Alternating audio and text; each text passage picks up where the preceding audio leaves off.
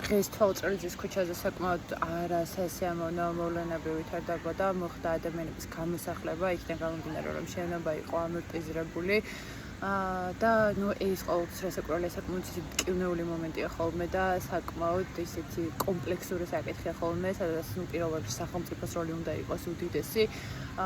მაგრამ შემთხვევა გაცილებით უფრო დამიმძიმებელია იმ თვალსაზრისით, რომ მათგან 58 ადამიანი არის დევნილი. სადაც კიდევ უფრო მეტი სიფარითიზა და კიდევ უფრო მეტი ყურადღება და რესურსის ჩადებაა საჭირო, იმიტომ რომ ამ ადამიანებმა ერთხელ უკვე დაკარგეს სახლი, აუცილებლად დაბრუნდება ყველა მათგანი საკუთარ სახლში უბრალოდ ამ ეტაპზე, სანამ ისინი ატარებენ დევნილის სტატუსს, კიდევ უფრო და უფრო მეტი ყურადღებაა მისცემ მიჭრებელი. და ეხლა შუაში არ არის რასაც ვიტყვი, მაგრამ მეორე მხრივ თვითონ ეს იყო სამხარაულის ექსპერტიზის ერთ-ერთი მტკიცებულება იყო ის, რომ მართლაც ამორტიზირებული რომ იყო შენობა, დაადასტურებული იყო სამხარაულის ექსპერტიზით.